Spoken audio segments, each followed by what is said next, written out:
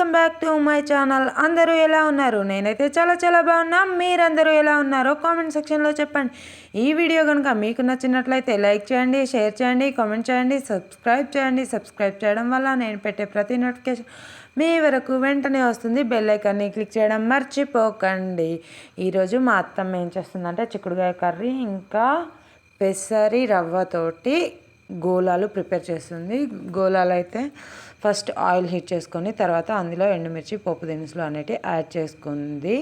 గోలాలకి ఎక్కువ కావాల్సిన ఏంటి అంటే ఆనియన్స్, ఇందులోనే వెల్లుల్లిపాయ దంచుకొని వేసుకొని తర్వాత ఆనియన్స్ అయితే చిన్నగా కట్ చేసి పెట్టుకున్నవి వేసుకుంది. తర్వాత కొత్తిమీర, కరివేపాకు, మెంతి అన్నీ యాడ్ చేసుకొని మంచిగా మిక్స్ చేసుకుంది.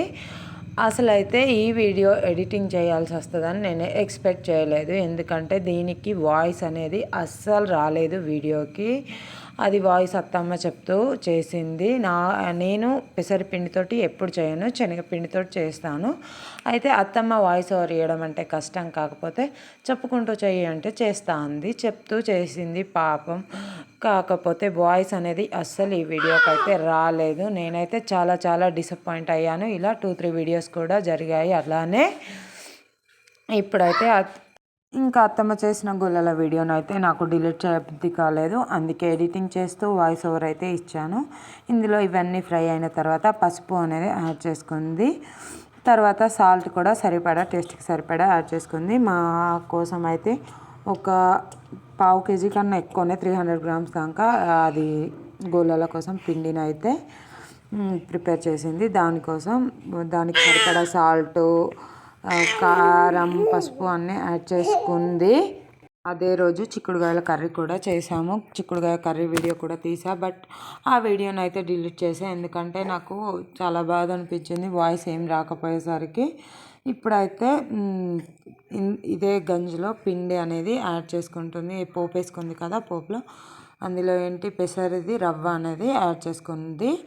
రవ్వతోటి చేస్తుంది అత్తమ్మ. రవ్వ అంటే అది పట్టించింది కాదు, మామూలుగా పెసాలు అనేటివి ఇసురుకుంటాం కదా. నేను ఇంతకుముందు ఒకటి ఇసురుకున్న వీడియో పెట్టాను కదా, పెసరపప్పు చేసింది.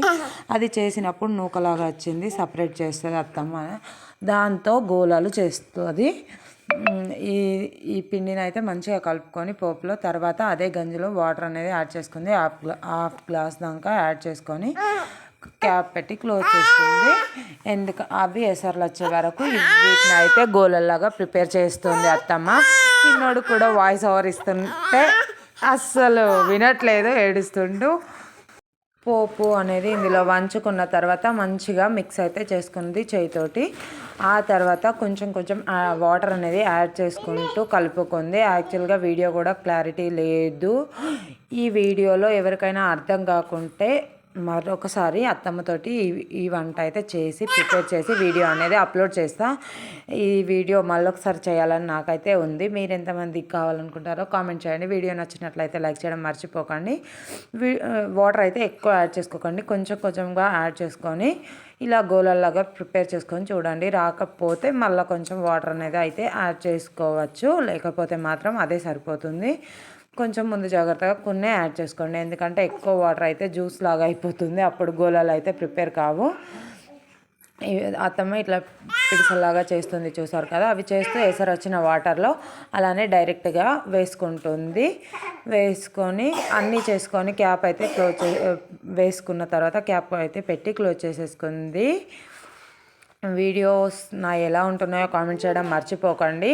అత్తమ్మతో చేసిన వీడియోస్కి అయితే కామెంట్ చేయండి తప్పకుండా. అత్తమ్మకైతే చెప్పాలనుకుంటున్నా ఏమంటున్నారు ఏంటిది అనేది. పాపం అత్తమ్మ నా కోసం కష్టపడి అయితే వీడియోస్ కోసం ఒప్పుకుని చేస్తుంది.